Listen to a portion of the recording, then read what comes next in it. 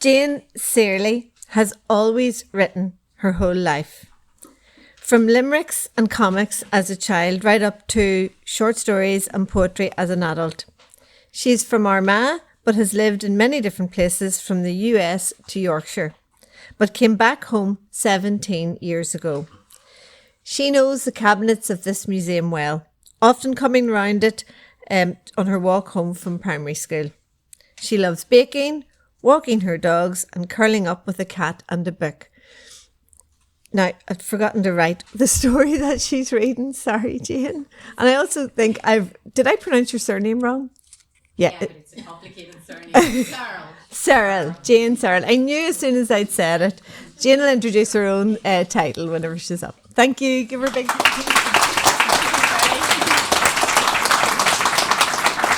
Good evening. My story is called The Number 22.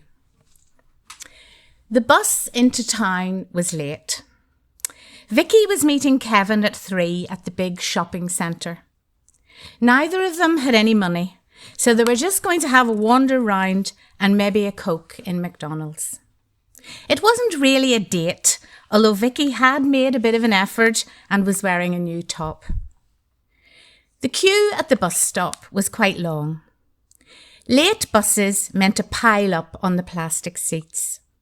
Too many people for the single-deckers they sent these days. It's shocking, the elderly lady beside her said. I'll never make it to bingo at this rate. They'll be on the third game by the time I get there, and Shirley Goodwin will have taken my regular seat. Near the front, so I can hear, and not too far from the tea and the coffee. Why do old people always want to chat? Och no, that's a shame. It shouldn't be long now, though. To be honest, I only go to the bingo to get out of the house. My Derek died a couple of years ago, and I get a bit in on myself if I stay in too much. We'd been together 65 years, all in all. We met at school. Now it was going to be her life story. Vicky took out her phone and checked for messages. He used to say, the way I walked in heels, I should have been a model. Not that you would think it now. I get these flatties out of Clark's so as not to irritate my bunions. She wasn't going to stop. Victoria Beckham had those, Vicky replied, putting her phone back into her bag. What? Shoes out of Clark's? No, bunions. You could see them when she wore her sandals. A bus came into view and everyone peered to see the number. It was a 17.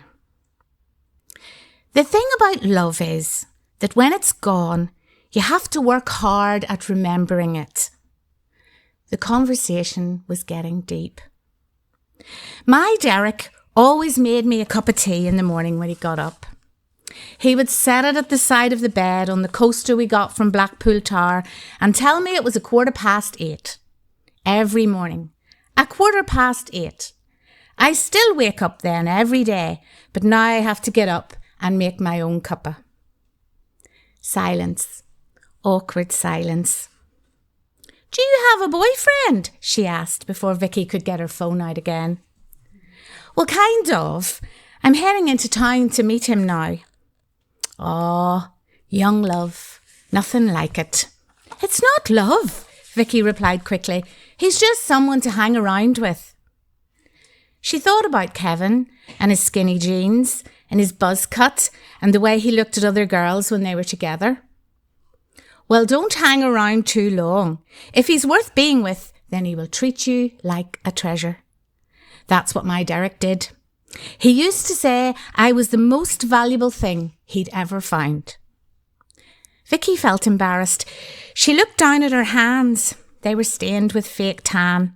She had been in a rush to look good and had forgotten to wear the gloves. Derek liked her tanned, and she was wearing the short white skirt he had picked out for her at Primark. I'm not sure it works that way nowadays, she said quietly.